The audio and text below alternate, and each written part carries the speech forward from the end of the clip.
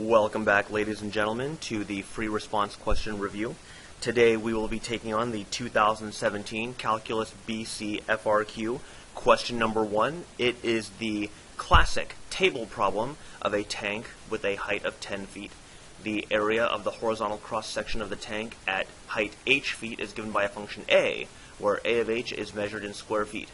The function a is continuous and decreases as h increases. Select values of a of h are given in the table above.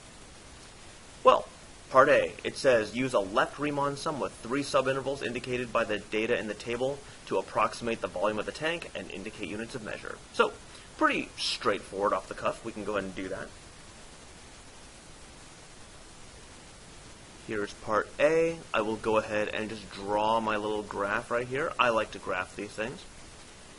So from here, this is 50.3, this is 2 at 14.4, 14.4, 5 will get me 6.5, and then 10 will get me 2.9. So if they want me to approximate the volume of the tank,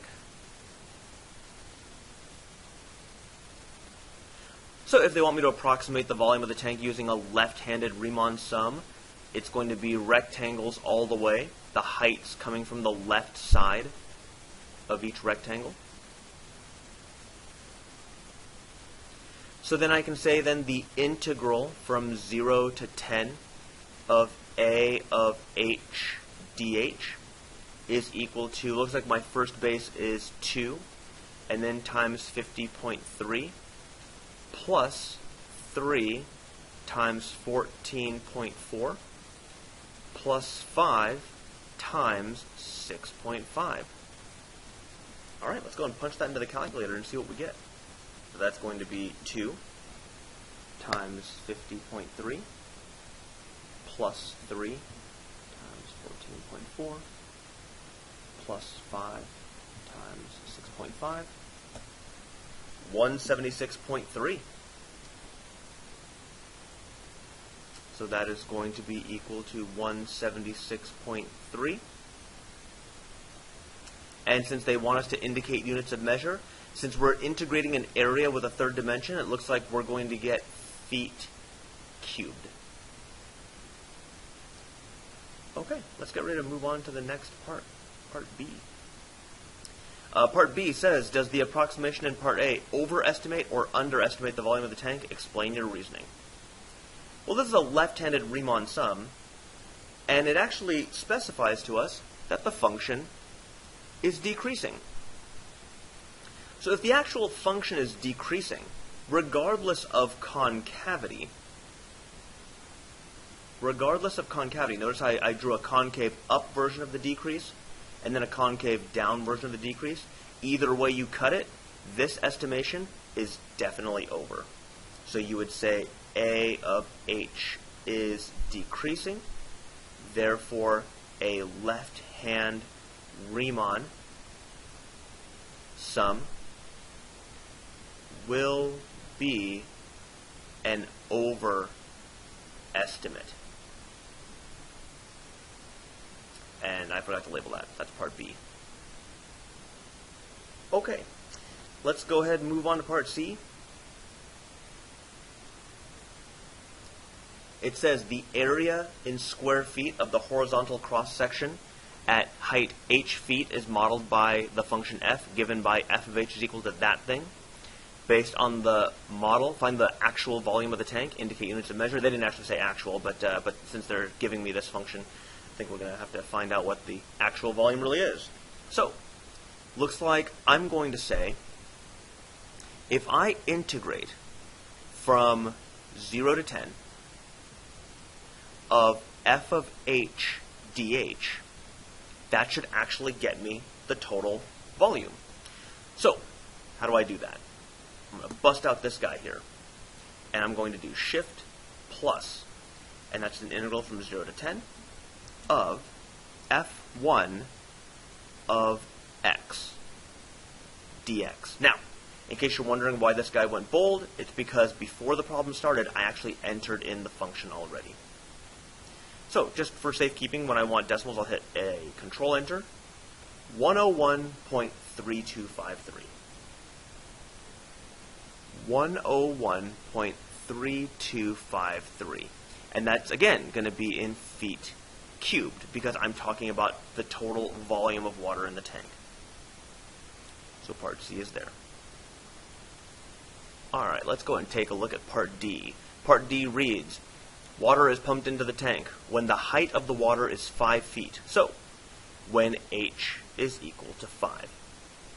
The height is increasing at a rate of 0.26 foot per minute. So, they're telling me that dH over dt is equal to 0.26, and based on this notation, I think you might be able to tell where this problem is going. Using the model from part C, find the rate at which the volume of water is changing with respect to time when the height of the water is 5 feet. So, when all of this mumbo-jumbo is true, they want from us dV over dt. And then we have to indicate units of measure. So how do we do this? Well, this is pretty easy. It's this model from part C that really is going to mess with us a little bit. Well, what is this model from part C? Well, the model from part C is this function right here. The function that we used where the f of h was the area, the dH was the third dimension, getting us volume. And we integrated that area times third dimension from 0 to 10. But that gave us the volume of the water at h equals 10. But I don't want just when h equals 10. I want a general formula that will allow me to find volume no matter what the height is. So how do I do that?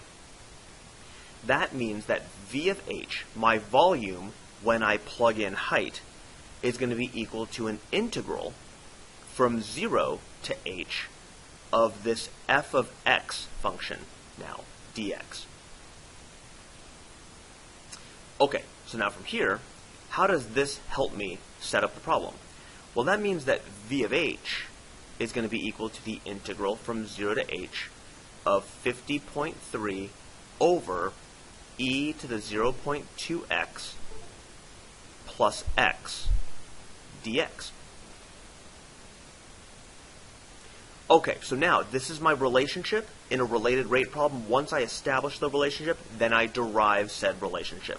So what's going to happen is, since it's a related rate problem, it's going to be d over dt to both sides. Now from here, this left side is actually really difficult in terms of notation. So let me take you guys through what that's going to look like. This is going to be, well, technically the derivative of v with respect to h, right? Because h is technically what gets plugged into this thing. It's really dv over dh. But, like we always do with chain rule and implicit differentiation, I have to now derive the h with time being the input. So that's going to be times dh over dt. Notice that the dh's are going to go away, giving me dh, whoops, not dh, dv over dt. And that's going to equal whatever happens on the derivative of the right side. Now, the derivative of the right side is a lot more obvious than you would think, except for the non-obvious part. If you look at it, we're deriving an integral. I'm sensing the second fundamental theorem of calculus coming into play.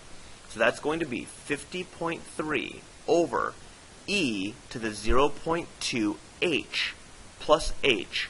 And then, here comes the non-obvious part. This h needs to have its own derivative via chain rule, dh over dt. And now we're ready to start plugging some stuff in. So dv over dt is going to equal 50.3 over e to the 0.2 times 5 plus 5 times 0.26. Let's find out what that is. So f1 of 5, and then times 0.26. 169.441. 1.69441, and that is going to be in, looks like, feet cubed per minute. Okay, I think that is going to wrap up this video here. Feel free to leave any questions or comments in the comments area, and we will address them. I always appreciate the feedback, and I will see you guys in the next video.